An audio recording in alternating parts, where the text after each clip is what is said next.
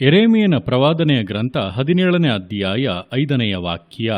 ಯೆಹೋವನು ಹೀಗನ್ನುತ್ತಾನೆ, ಮಾನವ ಮಾತ್ರದವರಲ್ಲಿ ಭರವಸವಿಟ್ಟು ನರ ಜನ್ಮದವರನ್ನು ತನ್ನ ಭುಜಬಲವೆಂದು ತಿಳಿದು ಯೆಹೋವನನ್ನು ತೊರೆಯುವ ಮನಸ್ಸುಳ್ಳವನು ಶಾಪಗ್ರಸ್ತನು. ಈ ವಾಕ್ಯದಲ್ಲಿ ಮನುಷ್ಯರು ಯಾವ ರೀತಿಯಾಗಿ ತಮ್ಮ ಮೇಲೆ ಶಾಪವನ್ನು ಬರಮಾಡಿಕೊಳ್ಳುತ್ತಾರೆಂಬುದಾಗಿ ತಿಳಿಸಿ ನುಡಿದಂಥ ಸಂಗತಿಗಳನ್ನು ವಿವರಿಸಲಾಗಿದೆ. ನೋಡುವಂಥ ಸಮಯದಲ್ಲಿ ಈ ದಿವಸಗಳಲ್ಲಿ ಯೇಸುಕ್ರಿಸ್ತನ ರಕ್ತದ ಮೂಲಕವಾಗಿ ವಿಮೋಚಿಸಲ್ಪಟ್ಟು ರಕ್ಷಣೆ ಅನುಭವದಲ್ಲಿ ನಡೆಯುತ್ತಾ ಇರುವಂಥ ನಾವುಗಳು ಯೇಸುಕ್ರಿಸ್ತನ ಶಿಲುಬೆಯ ಮರಣದ ಮೂಲಕವಾಗಿ ಆತನು ನಮಗೋಸ್ಕರ ಶಿಲುಬೆಯಲ್ಲಿ ಶಾಪವಾದದರ ನಿಮಿತ್ತವಾಗಿ ಶಾಪಗಳು ಮುರಿಯಲ್ಪಟ್ಟಿತು. ನಮ್ಮ ಮೇಲೆ ಯಾವುದೇ ಶಾಪಗಳು ಕೂಡ ಆಳ್ವಿಕೆ ಮಾಡೋದಕ್ಕೆ ಆಗುವುದಿಲ್ಲ ಎಂಬುದಾಗಿ ಅಂದುಕೊಳ್ಳುತ್ತೇವೆ, ನಂಬುತ್ತೇವೆ. ಅದು ನಿಜ ಕೂಡ ಹೌದು.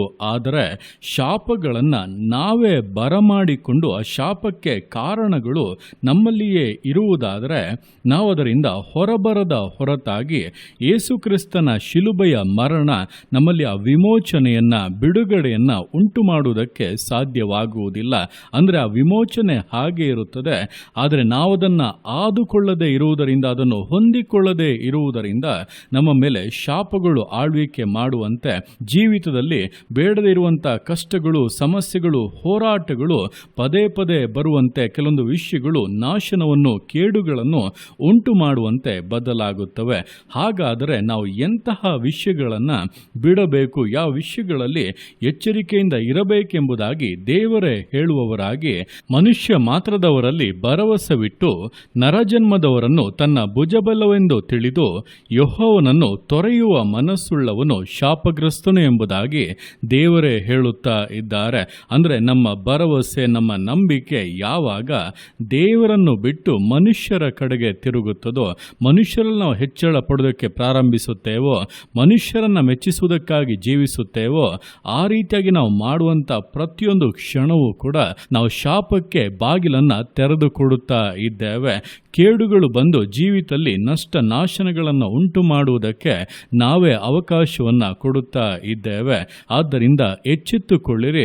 ಒಂದು ಬಾರಿ ರಕ್ಷಣೆ ಹೊಂದಿದ್ದೇನೆ, ಯೇಸುಕ್ರಿಸ್ತನ ಸುರಕ್ಷತೆ ನಮಗೆ ಇರುತ್ತದೆ, ಯಾವ ಶಾಪಗಳು ಕೂಡ ನಮಗಿಲ್ಲ ಎಂಬುದಾಗಿ ನಂಬುವುದು ಮಾತ್ರವಲ್ಲ, ಆ ಬಿಡುಗಡೆಯನ್ನು ಕೊಟ್ಟಿರುವಂಥ ದೇವರ ಮೇಲೆ ನಿಮ್ಮ ಪರಿಪೂರ್ಣವಾದಂಥ ಭರವಸೆ, ನಿರೀಕ್ಷೆ, ನಂಬಿಕೆ ಆಳವಾಗಿರಬೇಕು.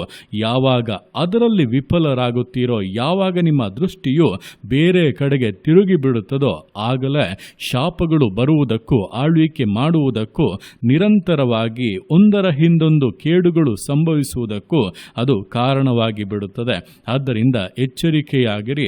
ನಿಮ್ಮನ್ನು ಶಾಪಗಳಿಂದ ವಿಮೋಚಿಸಿರುವಂಥ ದೇವರ ಮೇಲೆ ನೀವು ಪೂರ ನಂಬಿಕೆಯನ್ನು, ಭರವಸೆಯನ್ನು ಇಟ್ಟು ಆತನನ್ನೇ ಆಶ್ರಯಿಸಿಕೊಂಡು ಜೀವಿಸುವುದಾದರೆ ಮಾತ್ರವೇ ಶಾಪಗಳು ನಿಮ್ಮಲ್ಲಿ ಕಾರ್ಯ ಮಾಡುವುದಕ್ಕಾಗದೆ ನಿಮ್ಮ ಕುಟುಂಬದಲ್ಲಿ ಕರ್ತನ ಆಶೀರ್ವಾದಗಳು ನೆಲೆಗೊಂಡಿರುತ್ತದೆ. ಅದು ಸಂತತಿ ಸಂತತಿಯಾಗಿ ಮುಂದುವರಿಯುತ್ತದೆ ಎಂಬುದನ್ನು ತಿಳಿದು ದೇವರನ್ನು ದೃಷ್ಟಿಸಿ ಆತನ ಮೇಲೆ ಪೂರ ಭರವಸೆಯನ್ನು, ನಂಬಿಕೆಯನ್ನು ಇಟ್ಟು ಆತನಿಟ್ಟಿರುವಂಥ ಆಶೀರ್ವಾದಗಳನ್ನು, ಮೇಲುಗಳನ್ನು ಪೂರ್ಣವಾಗಿ ಸಂತರಿಸಿಕೊಳ್ಳುವಂತೆ ವಿಧೇಯತೆಯಿಂದ, ದೃಢತೆಯಿಂದ, ಸಮರ್ಪಣೆಯಿಂದ ವಿಶ್ವಾಸ ಜೀವಿತಗಳನ್ನು ಮುನ್ನಡೆಸೋಣ. ದೇವರ ಕರಗಳಲ್ಲಿ ಸಮರ್ಪಿಸಿ ಪ್ರಾರ್ಥಿಸೋಣ. ಯೇಸುವೆ ಸ್ತೋತ್ರ ರಾಜ, ಕೊಟ್ಟಂಥ ದಿವಸಕ್ಕೋಸ್ಕರ ಸ್ತೋತ್ರ ಕರ್ತನೆ. ಈ ದಿವಸ ನಿನ್ನ ಕರಗಳಲ್ಲಿ ಸಮರ್ಪಿಸ್ತೇನೆ. ಪ್ರತಿಯೊಂದು ಜೀವಿತಗಳನ್ನು ನೀನು ಆಳ್ವಿಕೆ ಮಾಡು, ಬಲಪಡಿಸು ಕರ್ತನೆ. ಅದಪ್ಪ, ನಿನ್ನ ವಾಕ್ಯದ ಮೂಲಕ ನಿನ್ನ ಮುಟ್ಟಿಗೆ ಸ್ಪಷ್ಟವಾಗಿ ಮಾತನಾಡಿದ್ದೀಯ.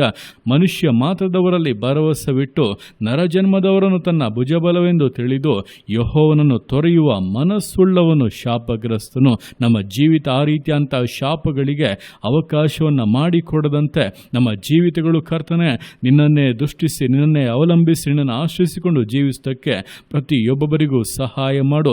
ನಿನ್ನನ್ನು ಅಗಲುವಂಥ ಕ್ಷಣಗಳು ಕರ್ತನೆ ಶಾಪದ ಬಾಗಿಲನ್ನು ತೆರೆದು ಕೊಡುತ್ತದೆ ಎಂಬುದನ್ನು ಅರಿತು ನಿನ್ನನ್ನು ಎಂದಿಗೂ ಕೂಡ ಅಗಲದಂತೆ, ನಿನ್ನನ್ನು ಬಿಟ್ಟು ಎಡಕ್ಕಾಗಲಿ ಬಲಕ್ಕಾಗಲಿ ತಿರುಗದಂತೆ ನಿನ್ನೊಂದಿಗೆ ಜೀವಿತವನ್ನು ನಡೆಸೋಕ್ಕೆ ಸಹಾಯ ಮಾಡು. ನಿನ್ನ ಮಕ್ಕಳಿಗಾಗಿ ನೀಟ್ಟಿರುವಂಥ ಸಕಲ ಆಶೀರ್ವಾದಗಳು, ಮೇಲುಗಳು, ಅಭಿವೃದ್ಧಿ ಅಪ್ಪ, ಸಕಲ ವಿಧವಾದಂಥ ಘನತೆಗಳು ಕರ್ತನೆ ಬೇಗನೆ ಅಪ್ಪ ಕರಗಳಲ್ಲಿ ಬಂದು ಸೇರಲಿ. ನಿನ್ನ ಮಕ್ಕಳು ನಿನ್ನಲ್ಲಿ ಸಂತೋಷ ಸಂತೋಷಿಸುವಂತೆ ಕಾರ್ಯಗಳನ್ನು ಬದಲಾಯಿಸು, ಆಶೀರ್ವದಿಸು. ನಿನ್ನ ಅತ್ತೆಗೆ ಮಾಡುವಂಥ ನಿನ್ನ ಪ್ರೀತಿಗೋಸ್ಕರ, ಕೃಪೆಗೋಸ್ಕರಪ್ಪ ನಿಮಗೆ ಸ್ತೋತ್ರಗಳು. ಪ್ರತಿಯೊಂದು ಜೀವಿತಗಳನ್ನಪ್ಪ ನಿಮ್ಮ ಕರಗಳಲ್ಲಿ ಸಮರ್ಪಿಸ್ತಾ ಅದನ್ನು ಆಶೀರ್ವದಿಸು, ಮಾನಿಸು, ಘನಪಡಿಸು. ಎಲ್ಲ ನಿಮ್ಮ ಕರಗಳಲ್ಲಿ ಸಮರ್ಪಿಸಿ ಎಲ್ಲ ಸ್ತುತಿಗಾನ ಮಾನವನಿನೊಬ್ಬನಿಗೆ ಸಲ್ಲಿಸಿ ಯೇಸುವಿನ ನಾಮದಲ್ಲಿ ಬೇಡುತ್ತೆ ನಮ್ಮ ತಂದೆಯೇ. ಆಮೇನ್, ಆಮೇನ್.